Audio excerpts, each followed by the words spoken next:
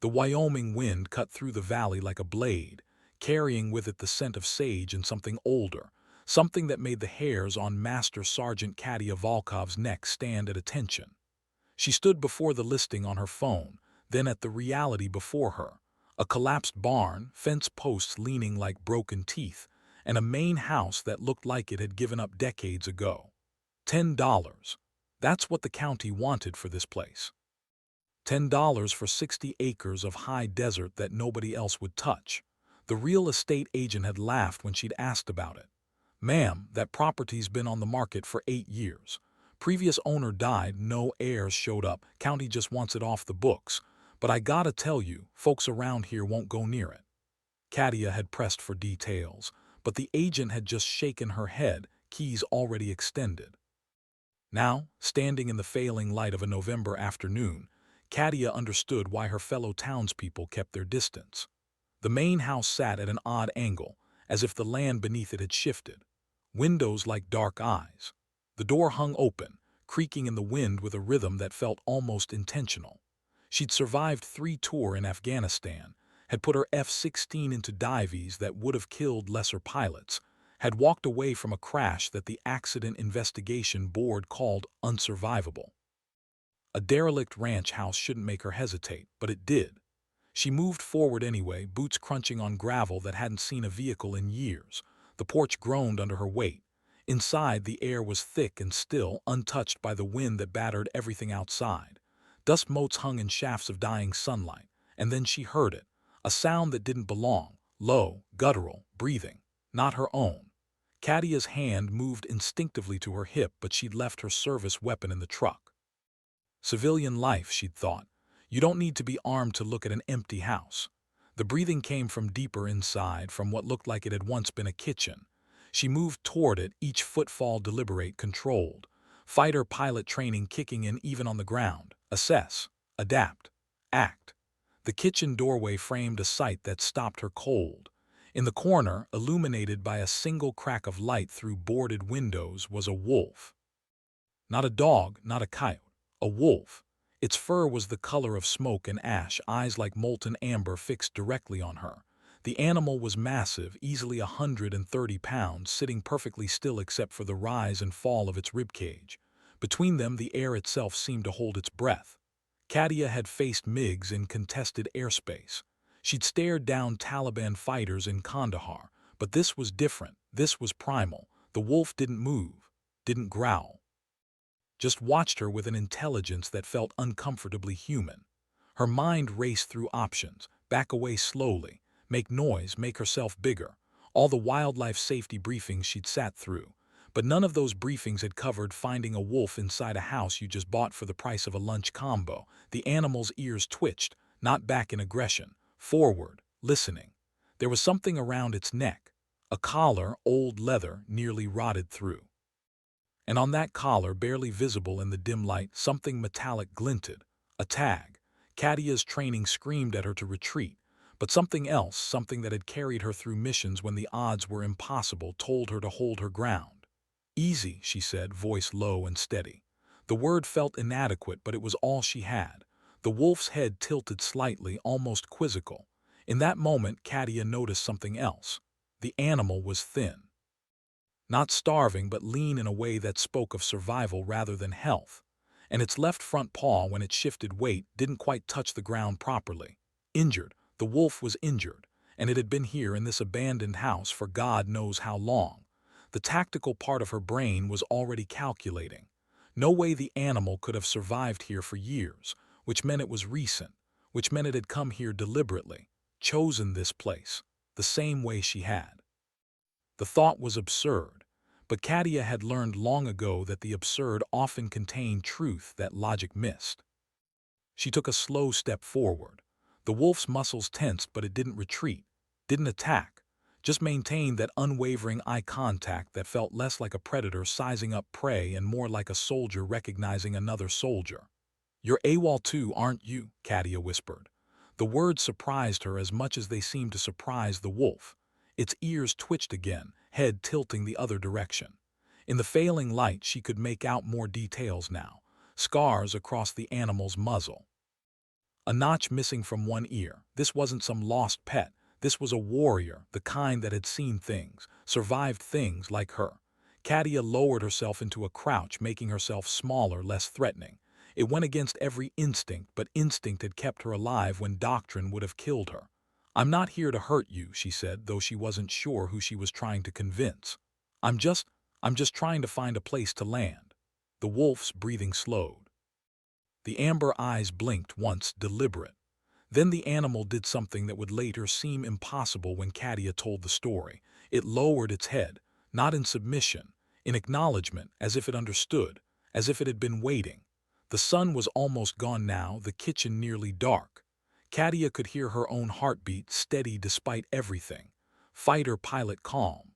The calm that had earned her the call sign that both defined and haunted her. Pe'er Izer Akea, her Russian instructor had called her during training. Ghost. Because she flew like something not quite real, appearing where she shouldn't be, surviving what should have killed her. The call sign had stuck, Americanized to Prizrak in her squadron. They'd painted it on her aircraft. Said it with respect, with fear, sometimes with both. She'd carried it through 3 wars. And now here she was, in a falling-down ranch house in Wyoming, face to face with a wolf that watched her like it knew every mission, every loss, every reason she'd left the service. The wolf stood. The movement was fluid despite the injured paw, graceful in a way that reminded Katia of the way her F-16 had moved through the sky. Predatory, precise. The animal took a step toward her, then another. Katia didn't move, didn't breathe. The wolf was close enough now that she could smell it, wild and clean like the Wyoming wind, close enough that she could see the tag more clearly. Not a civilian pet tag, military, the kind issued to working dogs, but this wasn't a dog. Her hand moved slowly, carefully toward the tag. The wolf watched but didn't pull away. Katia's fingers found the metal, surprisingly warm. She turned it toward the last sliver of light coming through the window. The letters were worn but readable. K9W071FMWD, USAF, Military Working Dog, United States Air Force. Katia's breath caught. "You're one of us," she whispered. The wolf's tail moved once, a single sweep that might have been acknowledgement or might have been coincidence. But Katia didn't believe in coincidence anymore, not after everything. She'd stopped believing in coincidence the day her wingman died. The day she'd made a choice that saved her squadron but ended her career. The day they'd grounded Prizrak. The memories threatened to surface, but she pushed them down the way she always did. This wasn't about the past. This was about right now. About a wolf that shouldn't exist, in a house that no one wanted, bought by a pilot who couldn't fly anymore. The equation didn't balance, but somehow it felt right. "Okay," Katia said, more to herself than the wolf. "Okay."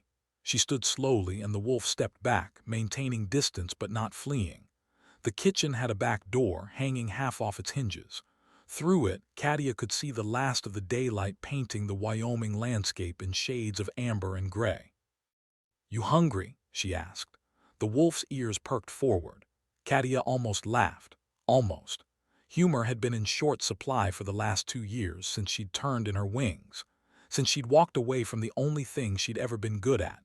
But standing here in this ruined kitchen with a military wolf that had somehow survived God knows what to end up in the same nowhere place she'd chosen, something that felt almost like humor flickered in her chest. She walked carefully toward her truck, feeling the wolf's eyes on her the entire time. The animal didn't follow, but it watched from the kitchen doorway, silhouetted against the failing light. Katia grabbed the cooler from the truck bed. She'd packed for a few days, planning to camp out and assess the property. Now those plans seemed inadequate. She pulled out a package of beef jerky and a bottle of water, then paused. Added the sandwich she'd made that morning. All of it. Back inside, the wolf hadn't moved. Katia set the food on the floor, stepped back, waited. The wolf approached cautiously, sniffed the offering, then looked up at her. "It's okay," Katia said. "I've got more." The wolf ate with careful efficiency, the kind of eating that spoke of discipline, military discipline.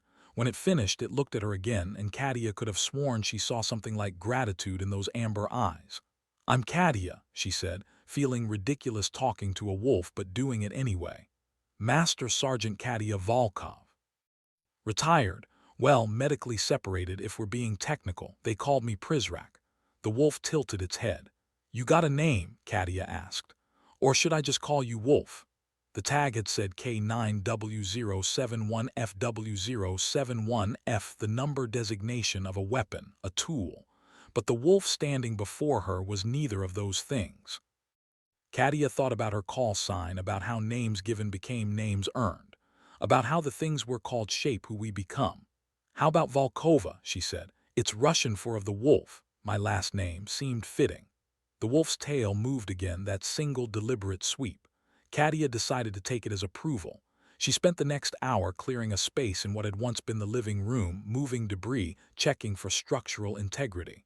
The house was in rough shape, but the bones were solid. 60 years old, the listing had said. Built in 1965 by a rancher whose name the county records had lost. Volkova watched from various positions, always maintaining distance but never leaving. As darkness fell completely, Katia set up her camping lantern. The warm LED glow pushed back the shadows, made the space feel almost livable. She rolled out her sleeping bag, arranged her gear with the same precision she'd used to pre-flight her aircraft. Everything in its place. Everything accounted for. You staying or going? She asked the wolf. Volkova was sitting near the doorway, ears alert, watching the darkness outside. The wolf looked at her, then back at the night, then deliberately walked over and lay down about 10 feet from Katia's sleeping bag. Not close, but not distant. The position a guard would take. Katia felt something in her chest loosen, just a fraction. For the first time in 2 years, she wasn't alone. Even if her companion was a wolf with a military past and secrets she couldn't begin to guess. She pulled out her phone, checked for signal. 1 bar, enough. She pulled up the search browser, typed in USAF Military Working Dog W071F. The results made her breath stop. The first link was a Department of Defense article from 3 years ago. A photo showed a wolf-dog hybrid, a Czech wolf-dog according to the caption, standing beside a handler in ABUs. The headline read, Experimental K9 program shows promise in high-altitude operations. Katia clicked through, reading rapidly.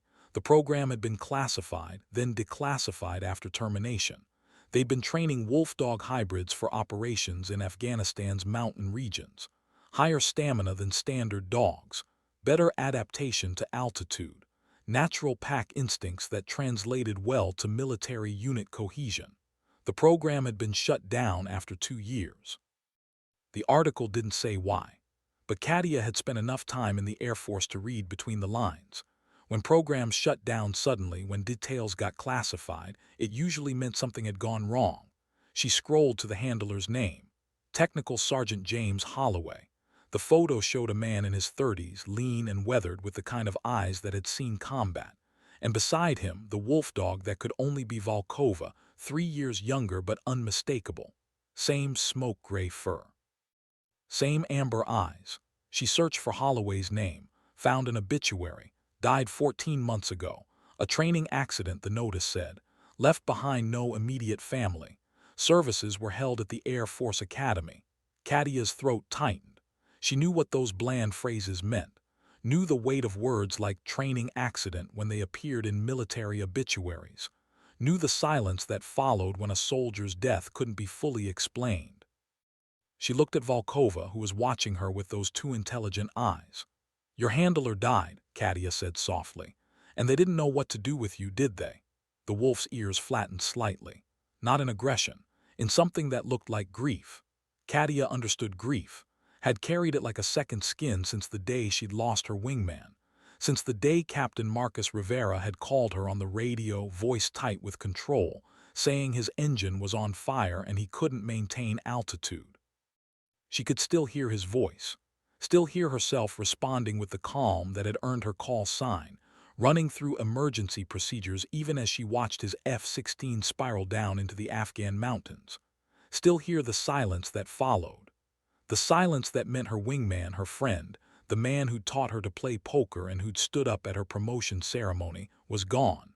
They'd given her a medal, given her a psych evaluation, given her a choice that wasn't really a choice, accept the medical separation for PTSD, or face a fitness for duty board that would end the same way. Prizrek had chosen to walk away, had chosen Wyoming, had chosen a $10 ranch that no one wanted, and somehow, impossibly, she'd found another ghost, another survivor of the military's good intentions and hard realities, another soul that didn't quite fit in the civilian world but couldn't go back to the only life they'd known. "Okay," Katia said, closing her phone. "Okay, you can stay, we'll figure this out." Volkova's tail thumped once against the floor. Outside, the Wyoming wind picked up, rattling the windows, making the old house creak and settle. But inside, in the warm glow of the lantern, two veterans settled in for the night.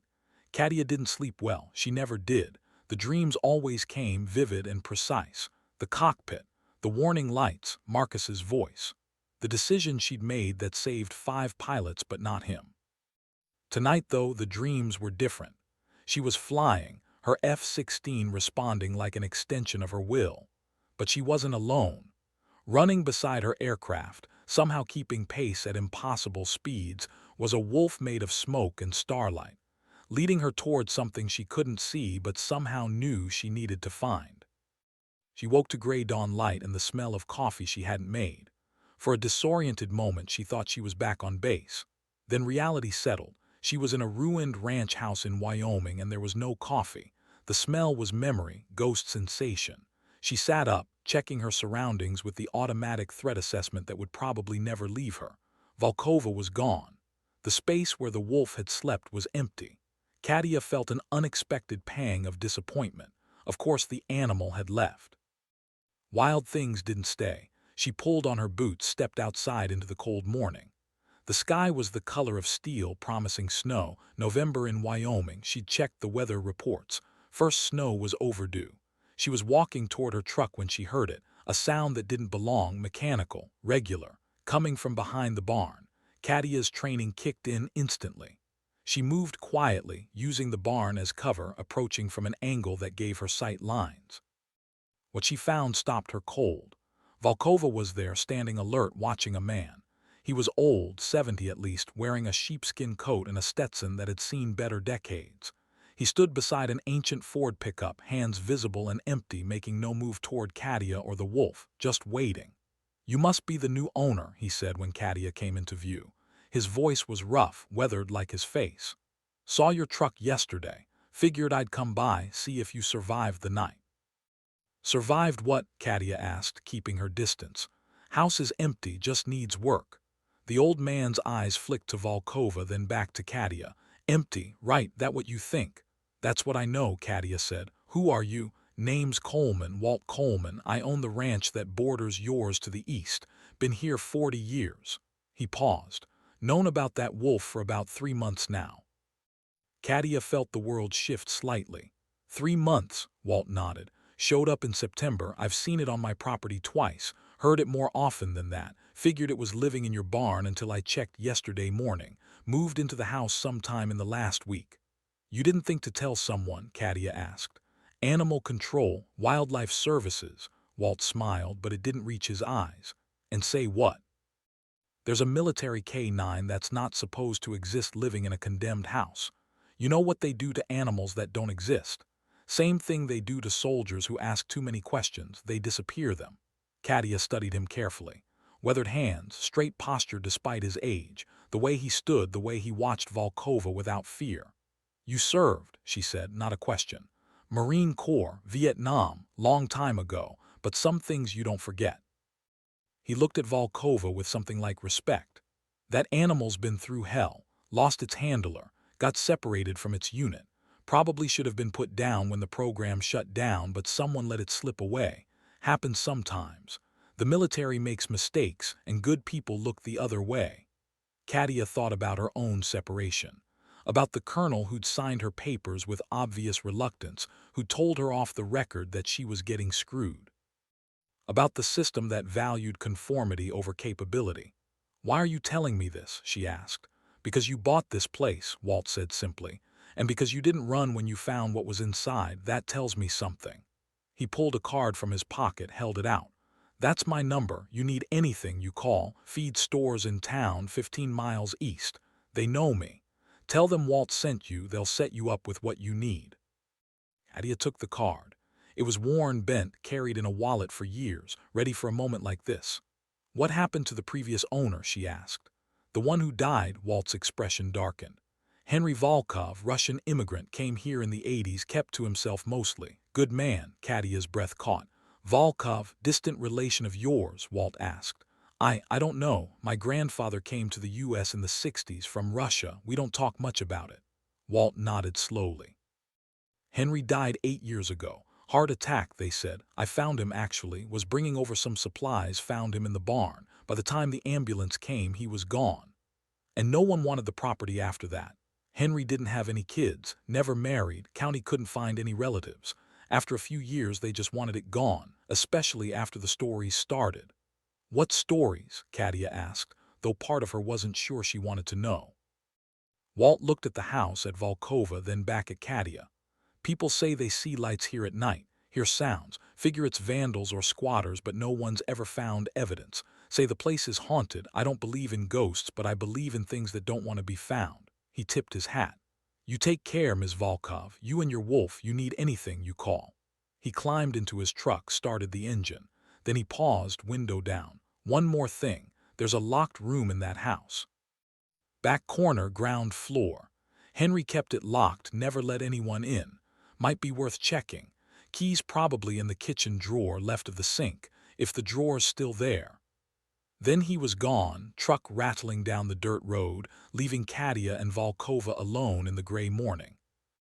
Katia looked at the wolf. Volkova looked back. "You knew he was coming," Katia said. "That's why you went outside, you were standing guard." The wolf's tail moved once. Katia walked back to the house, Volkova following at a distance. Inside, the kitchen was just as wrecked as she remembered, but the drawer was there, left of where the sink had been. It stuck, swollen with moisture and time. Katia yanked hard and it came free, spilling contents across the floor. Old utensils, rubber bands, a dried-out pen. And a key, brass and tarnished, with a tag attached. The tag was labeled in careful handwriting, "For family only." Katia's hands shook as she picked it up. The locked room was easy to find. Back corner, just like Walt had said. The door was solid oak, out of place in the deteriorating house. It had a deadbolt, bright and new compared to everything else. The kind of lock that said someone had cared about what was inside. The key turned smoothly. The door opened. The room beyond was pristine. While the rest of the house had fallen into decay, this space was clean, organized, deliberately maintained. It was a study. A desk sat beneath a window, papers stacked neatly. Bookshelves lined the walls, filled with volumes in Russian and English. And on every wall, photographs, military photographs. Katia stepped inside, her heart hammering. The photos were from different eras, different wars, but they all shared something. The people in them all had the same eyes. The same cheekbones, her eyes, her cheekbones. One photo caught her attention.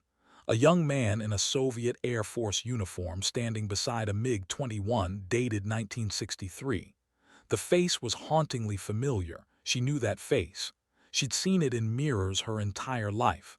Her grandfather, Alexei Volkov, who'd told her he'd been a mechanic, who'd never talked about his service, who'd never explained why he'd left Russia. But here he was, clearly a pilot, clearly someone who'd flown, who'd known the sky the way she did.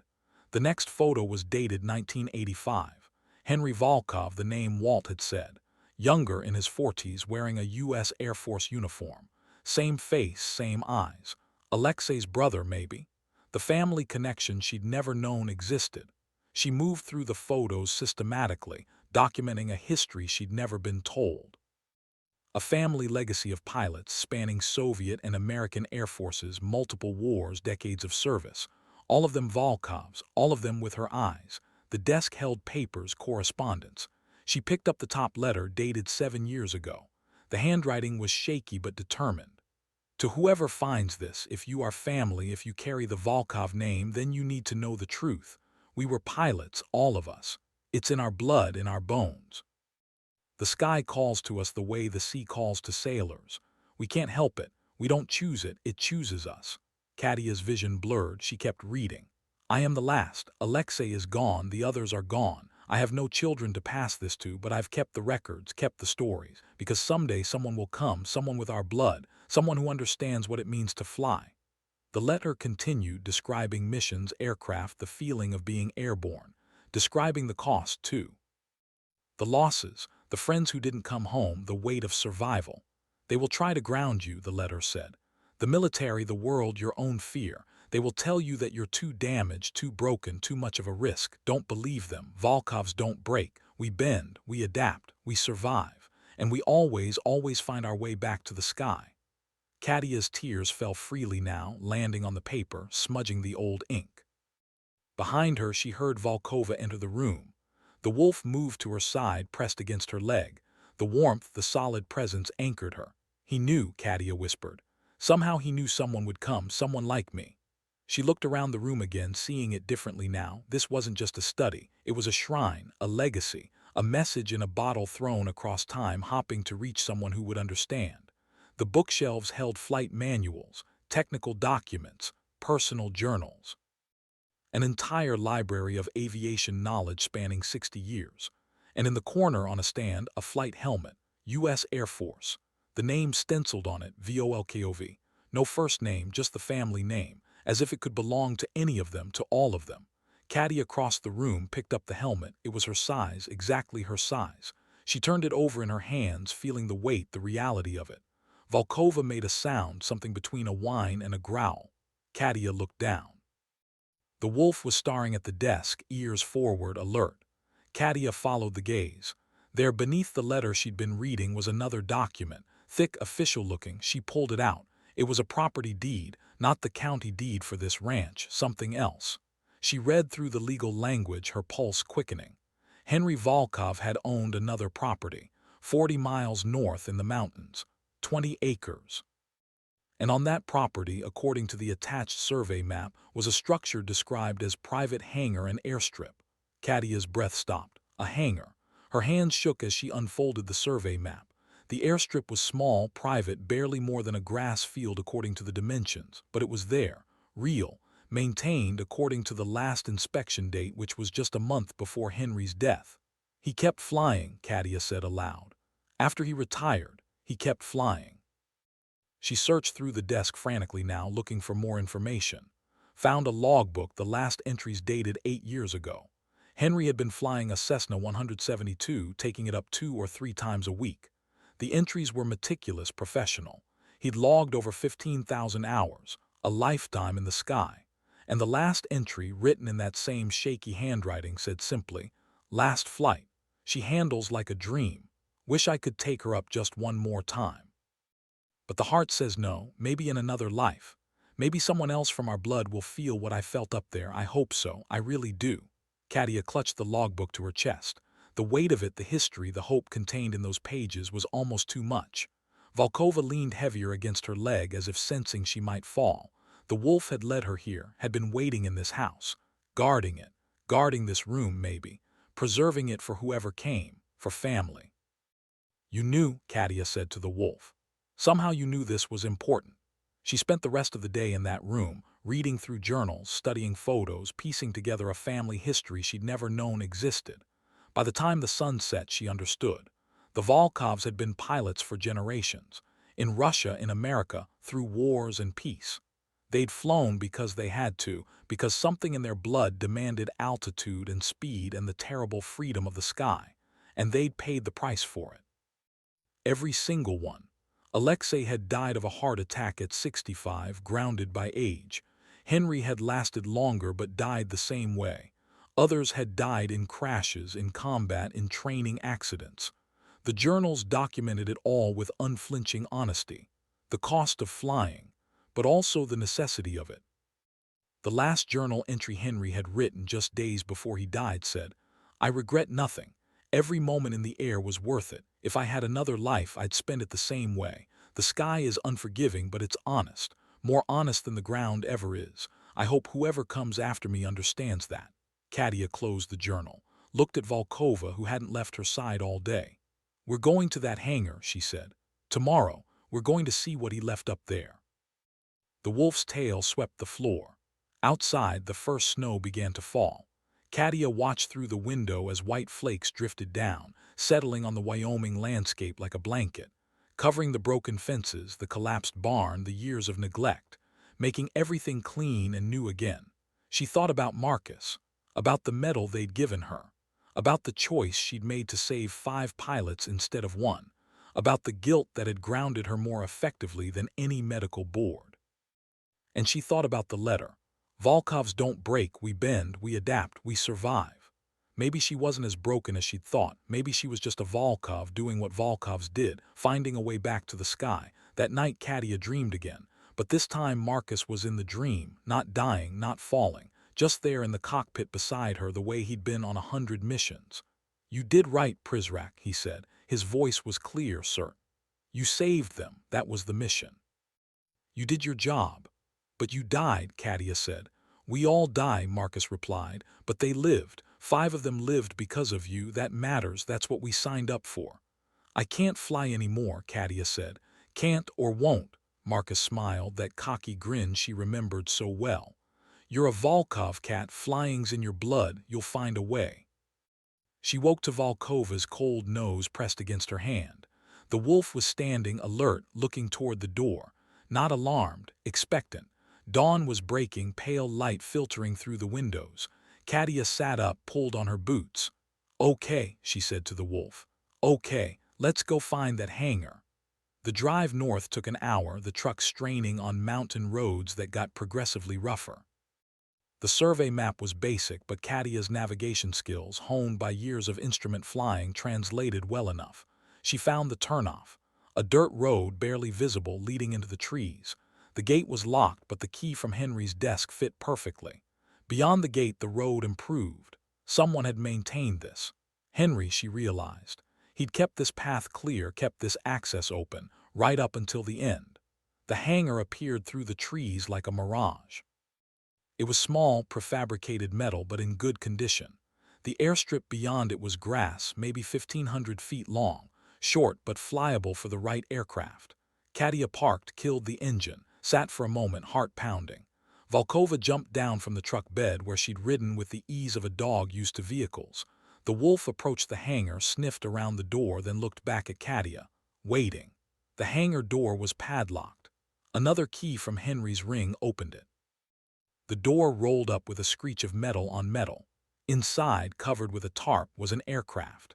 Katia pulled the tarp away slowly, revealing it inch by inch. A Cessna 172. Older model, probably from the 70s, but in pristine condition. White with blue trim. The registration number on the tail, N4721V, the last 3 letters, V for Volkov. She walked around it, hand trailing over the wing, checking the control surfaces. Everything moved smoothly. The tires held air. The propeller showed signs of regular maintenance. There was a logbook on the pilot's seat. She opened it. The last entry was Henry's 8 years ago, but beneath it, in different handwriting, were more recent entries. Walt Coleman's signature, monthly inspections, oil changes, battery maintenance. Walt had been keeping the plane airworthy. For 8 years, he'd been maintaining an aircraft that belonged to a dead man in a hangar on property that had no owner. Preparing it for someone who might never come. Tears blurred Katia's vision again. She climbed into the cockpit. The seat fit her perfectly. The controls were positioned exactly where her hands expected them to be. Like the helmet in Henry's study, it was as if this aircraft had been waiting for her specifically. She didn't start the engine. Not yet. Just sat there, hands on the yoke, feeling the weight of history and possibility. Volkova appeared in the cockpit doorway, looking up at her. The wolf's amber eyes held something that looked like understanding. "I'm scared," Katia admitted. "I haven't flown in 2 years. What if I can't do it anymore?" The wolf tilted its head. Katia laughed, the sound surprising her. "Yeah, I know, that's not very Volkov of me, is it?" She thought about the journals. About generations of pilots who'd faced fear and flown anyway. About Marcus, who'd never let fear stop him from doing what needed to be done. About the letter, "Volkovs don't break." "Okay," she said. "Okay, but not today. First we get the house livable, get settled, make sure you're fed and healthy. Then we fly." Volkova's tail moved in approval. The drive back was different. The landscape looked less desolate. The snow made everything beautiful. and Katia, for the first time in 2 years, felt something that might have been hope. Over the next 3 weeks, Katia threw herself into restoring the ranch house. Walt proved invaluable, showing up every few days with supplies, tools, or just experience. He didn't ask questions about Volkova, just accepted the wolf's presence the way he accepted everything else. The local feed store, as promised, gave her the Walt Coleman discount. The woman behind the counter, weathered and sharp-eyed, had looked at Katia and said, "You're living in the Volkov place." Not a question. "Yeah," Katia had replied. "I'm a Volkov, Katia." The woman's expression had shifted, something like recognition. "Henry's kin, apparently. I didn't know until I bought the place." The woman, whose name tag read Sarah, had nodded slowly. Henry was good people, quiet, kept to himself, but good. She'd helped Katia load supplies.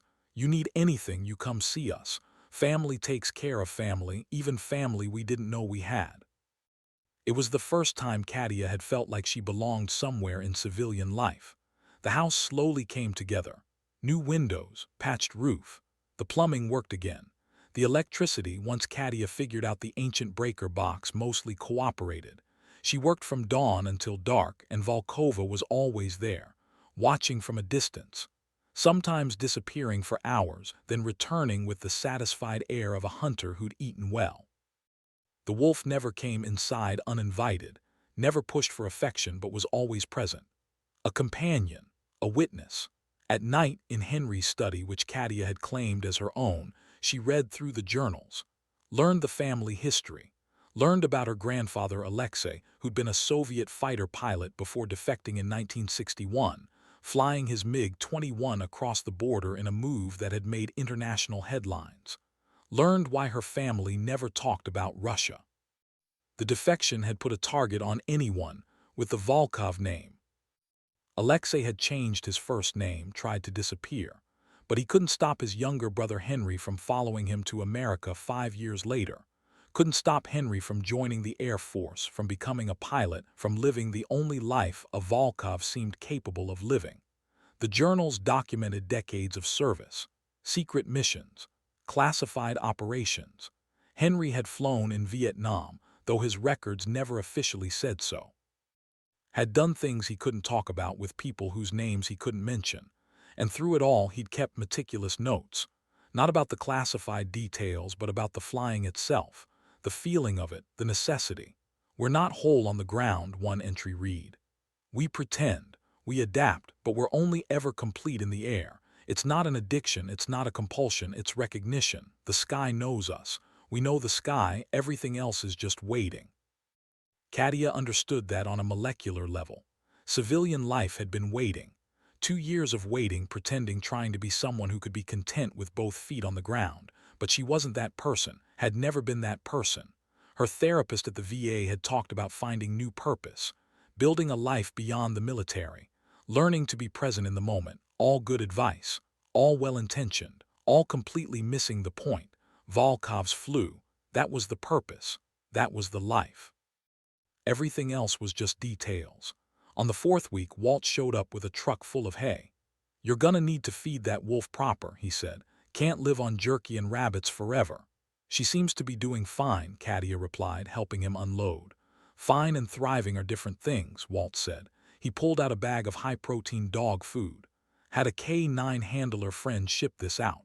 Military grade. Same stuff they use for working dogs overseas." Volkova, watching from her usual distance, perked up at the smell. "How'd you know what to get?" Katia asked. Walt smiled. "I made some calls, still got connections, found out about the program, about the Czech wolf dogs, about what happened when they shut it down." "What did happen?" Katia asked. She'd searched online but found only the sanitized public version. Walt's expression went grim. "Handler died. Training accident, they said, but my friend said it wasn't an accident. Said Holloway and his wolf dog were doing high-altitude extraction work, classified stuff. They were on a mission when the helo went down. Holloway got 4 soldiers out before he went back in for the pilot, didn't make it back out." Katia felt her chest tight. "And Volkova, the wolf dog, stayed at the crash site for 3 days, wouldn't leave Holloway's body. When they finally extracted her, she was half-starved. They tried to reassign her, but she wouldn't work with anyone else. Wouldn't eat. Wouldn't respond to commands. They were going to put her down." But they didn't, Katia said. Someone let her go, Walt confirmed. My friend wouldn't say who, but someone with rank, someone who understood what it meant to lose your handler, your partner. They opened a cage and looked the other way. And she ended up here, Katia said, 40 miles from the hangar, in a house owned by a pilot who died. Walt nodded. Animals know things, things we can't explain. She knew this was a pilot's house, knew someone would come eventually, someone who'd understand. That night, Katia sat outside, watching the stars. Volkova lay nearby, close enough to be companionable but maintaining the distance the wolf seemed to need. You lost your person, Katia said. I lost mine too, different way but same result. Volkova's ears twitched. His name was Marcus, Katia continued. She never talked about this, not to the therapist, not to the accident board, not to anyone, but here under the Wyoming stars with only a wolf to hear the words came.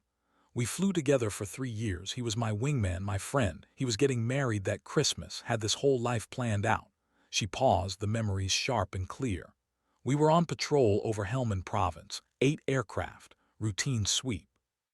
Except nothing's routine when the Taliban has stingers. The words flowed now, unstoppable. The mission, the ambush, the missiles, Marcus's engine taking a hit, his calm voice on the radio running through emergency procedures even as his F-16 became a glider. I had a choice, Katia said. I was flight lead. I could stay with him, try to guide him to an emergency landing, or I could engage the hostiles, protect the other 6 aircraft in our squadron. Marcus told me to engage. Said he'd handle it, said that was the mission. Her voice cracked. So I did. I left him, took out the hostile positions, saved the squadron, and Marcus died because his emergency landing site was hot, because I'd left him alone, because I'd chosen 6 over 1. Volkova stood, moved closer, still not touching but closer than she'd ever been. They gave me a medal, Katia whispered. Called me a hero, said I'd made the right tactical decision. But Marcus died alone, shot at by hostiles while he tried to survive a crash landing, and I wasn't there. The wolf made a sound, low and mournful, not quite a howl, something older, more primal, the sound of shared grief. They grounded me after that, PTSD, they said, guilt affecting my judgment. Maybe they were right, maybe I'm too broken to fly. Volkova moved then, deliberate and unexpected. The wolf pressed against Katia's side, warm and solid, the first real contact they'd had. Katia's hand moved to Volkova's fur, fingers tangling in the thick coat. They sat that way for a long time, 2 veterans sharing the weight of survival. The next day, Katia called the VA, asked for her medical records, asked for the psych evaluation that had grounded her. When it came, she read through it carefully. The psychologist had been thorough, had documented her nightmares, her hypervigilance, her survivor's guilt, had recommended she not return to flight status. But nowhere in the evaluation did it say she was incapable, just that she needed time, that she needed to process, that she needed to heal. It had been 2 years, she'd done the work. Read the books, tried the meditation, gone to the therapy sessions. She'd processed, she'd healed, maybe not completely, maybe never completely, but enough. She called Walt. I need a favor, she said, name it. I need someone to help me pre-flight an aircraft, make sure I'm not missing anything. Been a while. There was a pause, then Walt's voice, warm with understanding, be there in 20 minutes. They drove to the hangar together, Volkova in the truck bed like always. Walt walked around the Cessna with the methodical attention of someone who'd done this 1,000 times. You kept her up nice, he said. Thanks for that, by the way, the maintenance. Least I could do. Henry was a friend, figured he'd want the plane ready. For who? Katia asked. For whoever came next, Walt replied. That would be you. They spent 2 hours going through every system. Walt's knowledge was encyclopedic, his standards exacting. By the end, Katia was confident. The Cessna was airworthy, more than airworthy. She was in better condition than half the aircraft Katia had flown in the Air Force. You going up today? Walt asked. Katia looked at the sky. Clear, unlimited ceiling, wind calm, perfect conditions. No, she said. Tomorrow I need 1 more night to think. Walt nodded. Fear's not a bad thing, keeps you honest, keeps you careful. It's when you stop being afraid that you make mistakes. That night, Katia stood in Henry's study looking at the photos. All those Volkovs, all those pilots, all of them had faced this moment. The moment between ground and sky. The choice to fly despite the risks, despite the fear, despite the knowledge that the sky could kill you as easily as it could free you. She pulled out her phone, pulled up Marcus's contact. She'd never deleted it. Couldn't bring herself to. Typed out a message she'd never send. I'm flying tomorrow. Wish me luck. Miss you every day. Your wingman, Prizrak. Her finger hovered over send. Then she deleted it. Marcus was gone, but the mission wasn't. The sky wasn't. And she was still here, still breathing, still capable, still a Volkov. She slept soundly that night.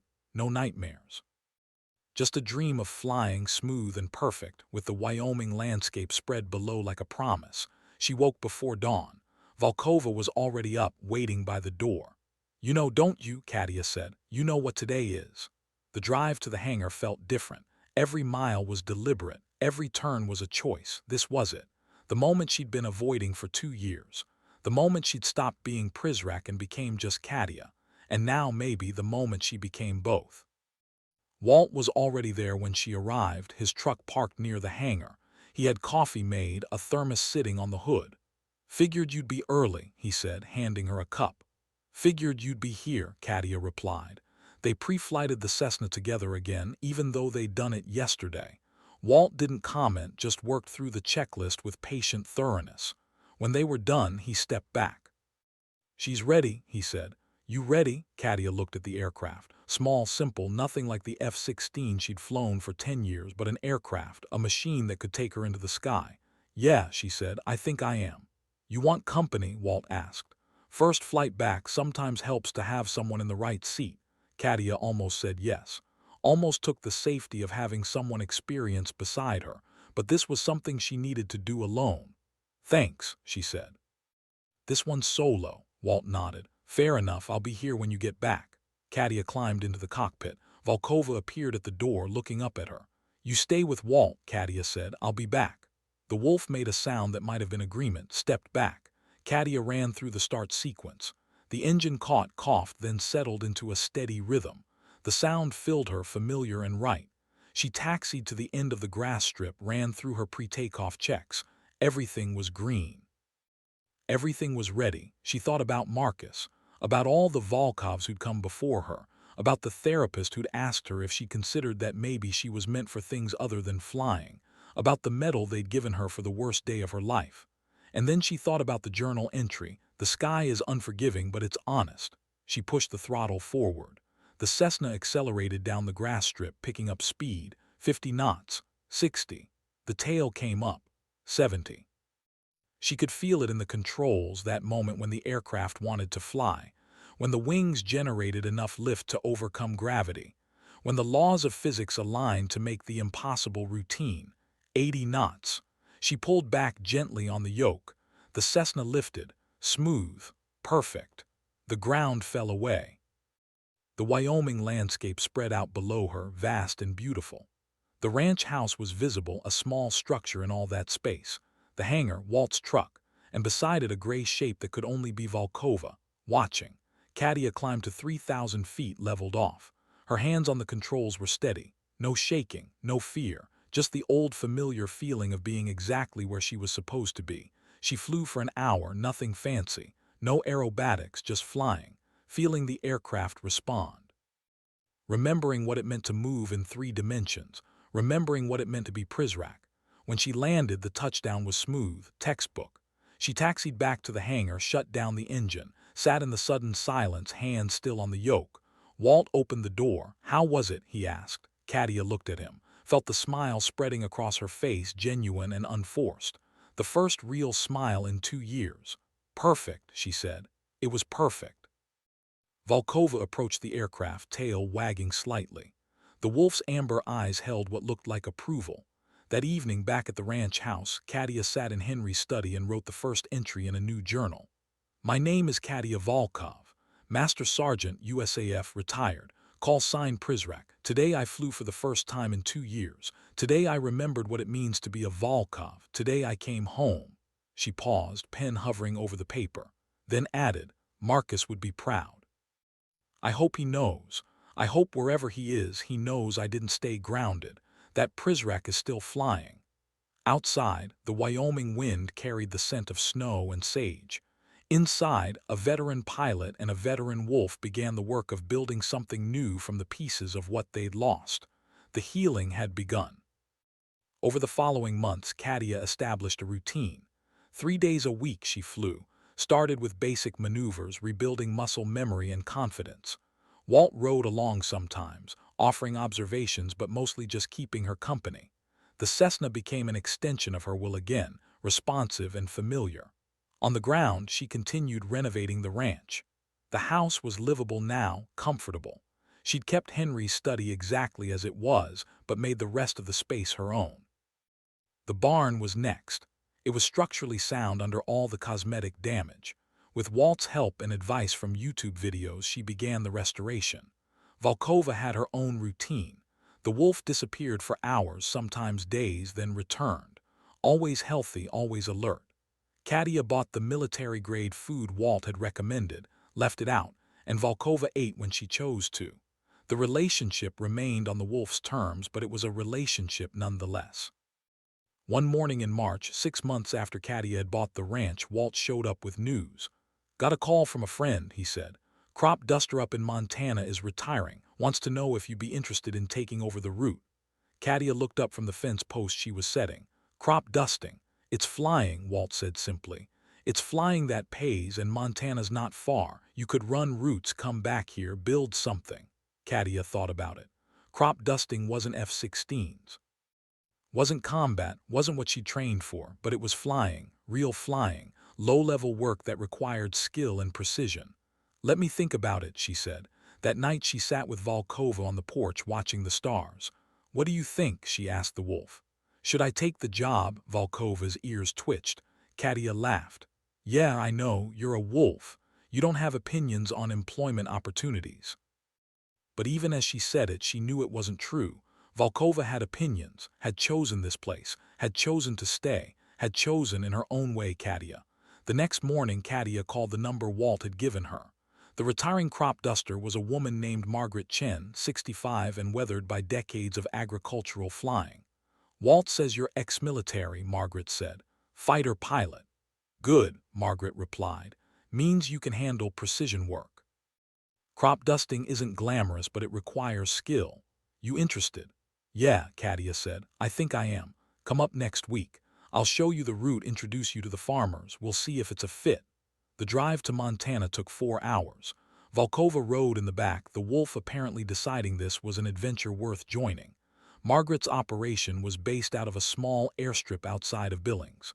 2 aircraft, an Air Tractor AT-402B and a Cessna Agwagon. Both were working planes, well-maintained but showing their age. "You'll be flying the Air Tractor mostly," Margaret said. "Agwagon's backup. Routes cover about 200 square miles of farmland, wheat, corn, some specialty crops. Season runs April through September. Pays decent, not military money, but enough to live on." She looked at Katia carefully. "Walt says you bought the Volkov ranch, that true?" "Yeah," Katia said. "I'm Henry's niece.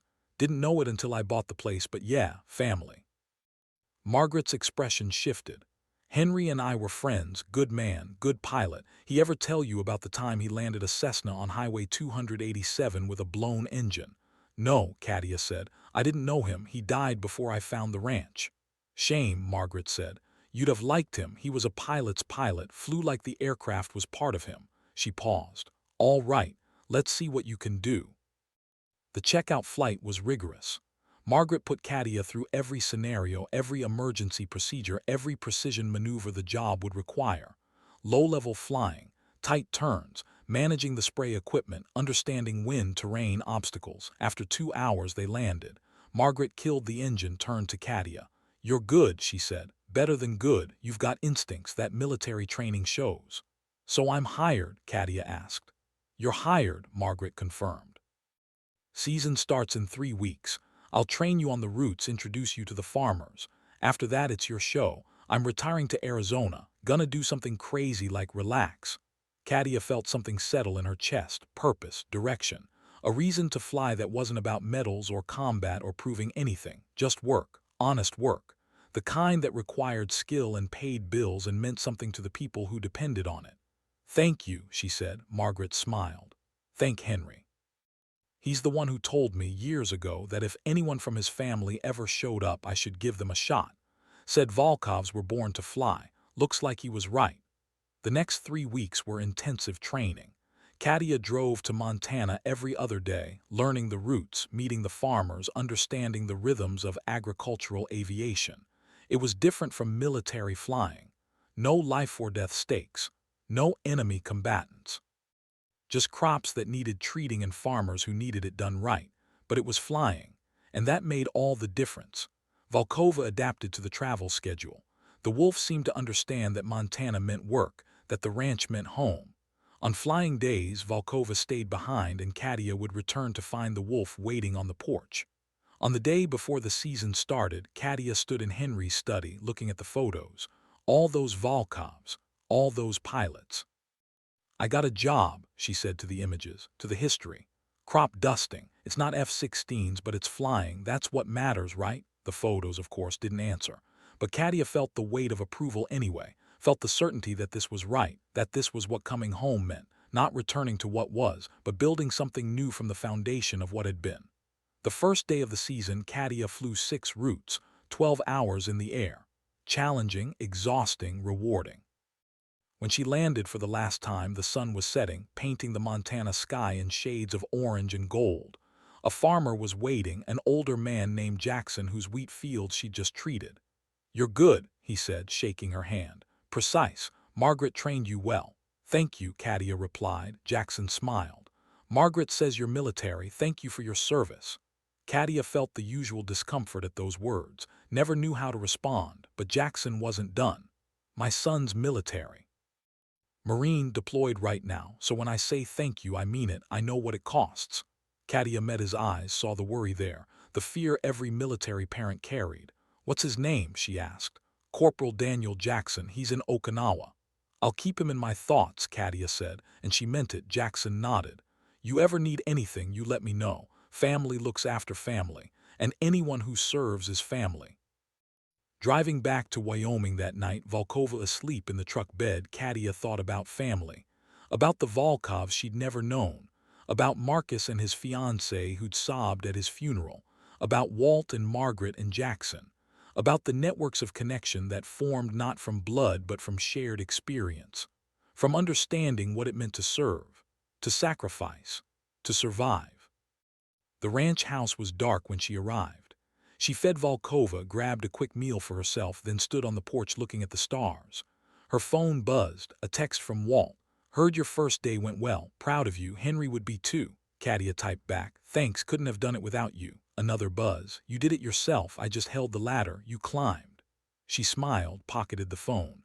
Volkova joined her on the porch and they sat together in comfortable silence. The Wyoming night was clear and cold.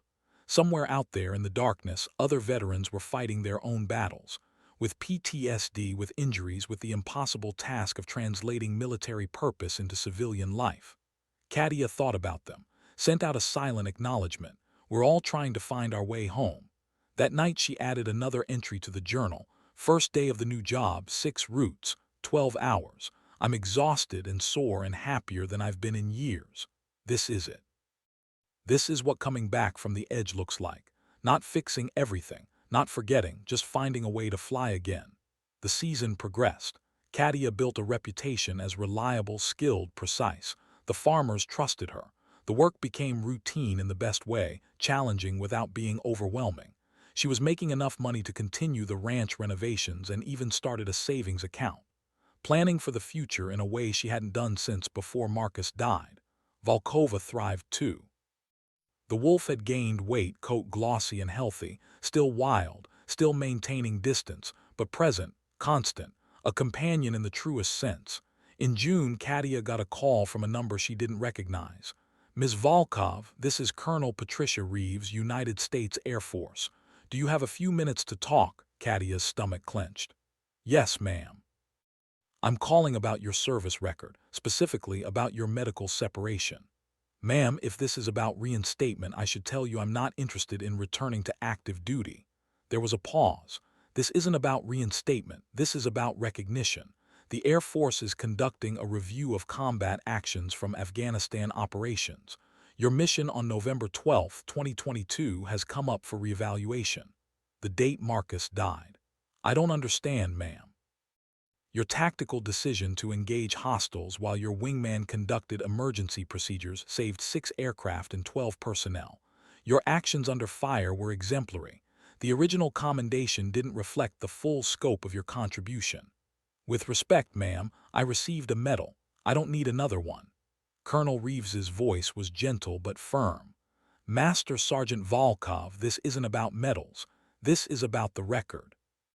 About making sure the official account reflects what actually happened. Captain Rivera's death was not due to your negligence or poor judgment.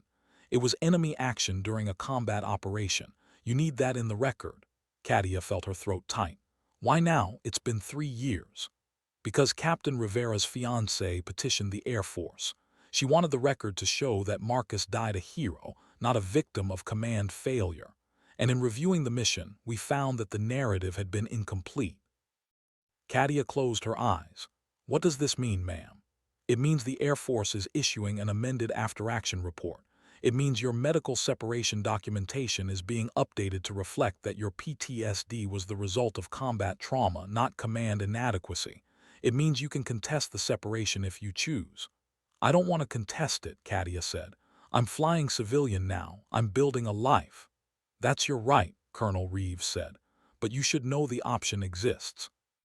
And you should know that your service, your sacrifice, is being recognized properly.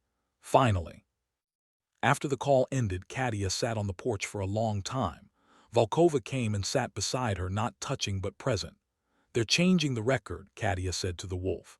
Marcus's fiancée fought for him, for me, for the truth. The wolf's amber eyes were steady. Katia thought about Marcus's fiancée, Amanda. They'd met a few times. She'd been kind, warm, exactly the kind of person Marcus deserved. And she'd just spent 3 years fighting bureaucracy to clear Katia's name. To make sure the record showed the truth.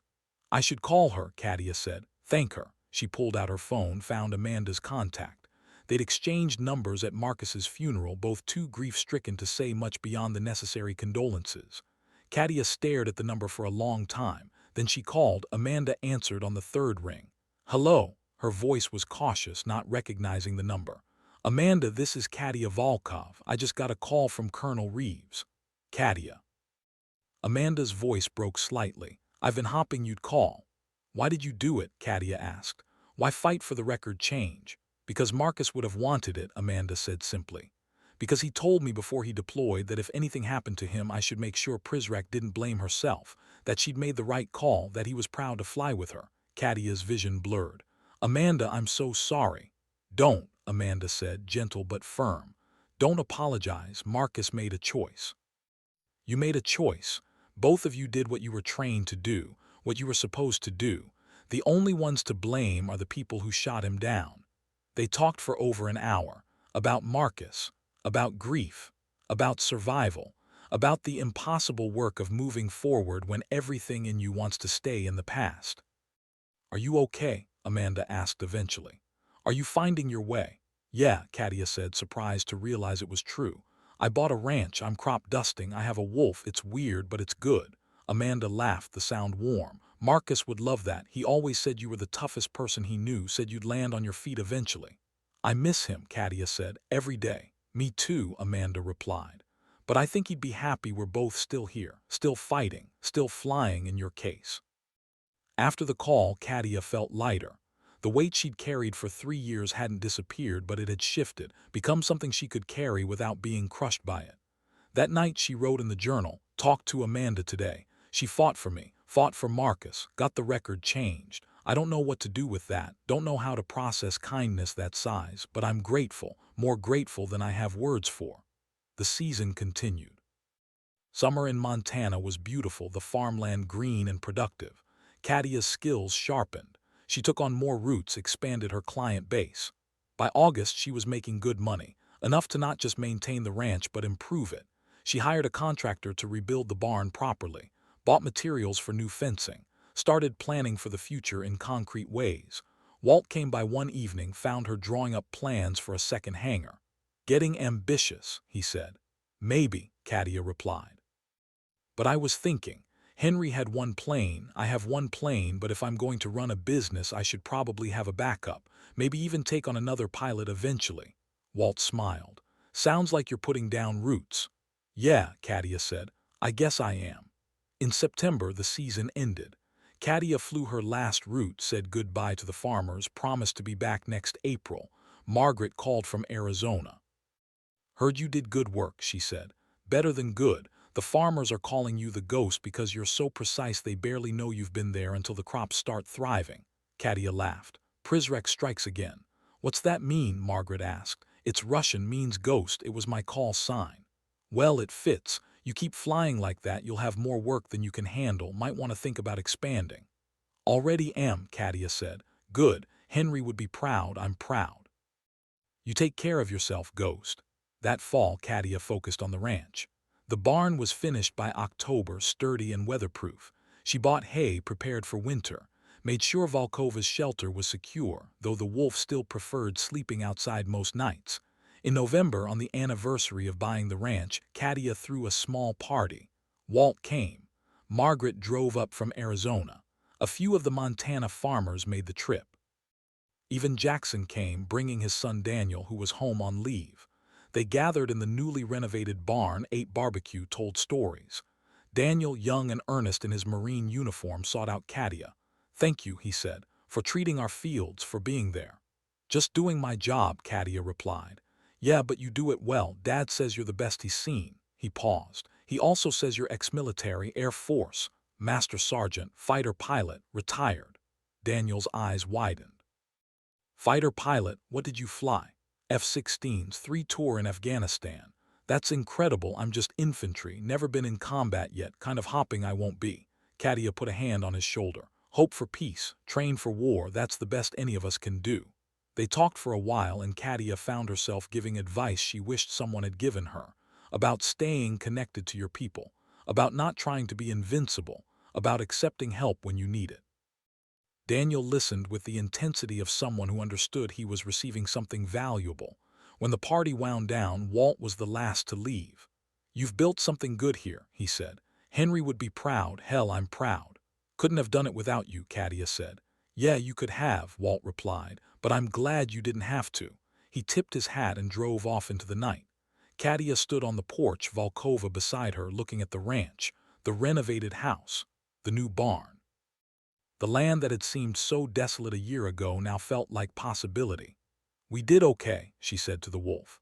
Didn't we? Volkova's tail swept the porch. Katia decided to take it as agreement. Winter came, harsh and beautiful. Katia spent the dark months planning for the next season, maintaining the aircraft, keeping the ranch running. She flew the Cessna regularly, keeping her skills sharp. Sometimes Walt joined her. Sometimes she flew solo, just her and the Wyoming sky.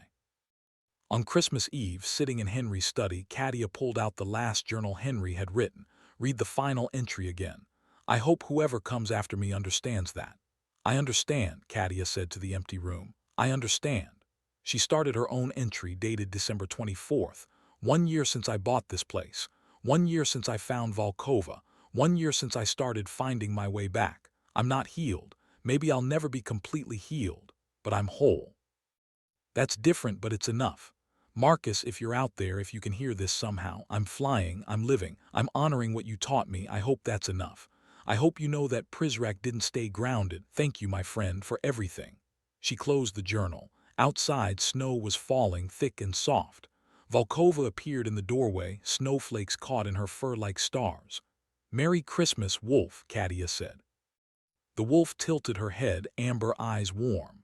Then, for the first time since Katia had found her, Volkova approached, closed the distance, sat beside Katia's chair, let Katia's hand rest on her head. They stayed that way for a long time, 2 survivors sharing warmth and silence and the peace of finally coming home. The snow continued to fall, covering Wyoming in white. Inside, a veteran pilot and a veteran wolf rested together. The past honored, the future possible, and the present, for the first time in years, exactly enough. The wind carried the scent of sage and snow. The house creaked and settled. And in Henry Volkov's study, surrounded by the history of pilots who'd come before and the promise of flights yet to come, Katia Volkov, Master Sergeant, USAF retired call sign Prizrak, allowed herself to believe in second chances, because Volkovs flew. That was the truth, the legacy, the promise. They flew through wars and peace, through grief and joy, through fear and triumph. They flew because they had to, because the sky called to them in a language older than words, and they always found their way back to where they belonged. In the morning, Katia would wake to a white world, would feed Volkova, would check on the aircraft, would plan for the spring season, would continue the work of building a life from the pieces of what she'd lost. But tonight, on Christmas Eve, in a ranch house that had waited years for family to return, she simply sat with a wolf who understood and let the silence speak its own truth. Some things couldn't be fixed. Some losses couldn't be healed. Some scars would never fully fade. But some things, like the bond between warriors, like the call of the sky, like the capacity to build something new from ruins, those things endured. Those things mattered. Those things were enough. Outside, the Wyoming stars shone cold and clear above the falling snow. Inside, two ghosts finally stopped haunting and started living. And in the space between earth and sky, where Volkovs had always belonged, the wind carried the promise of flights to come.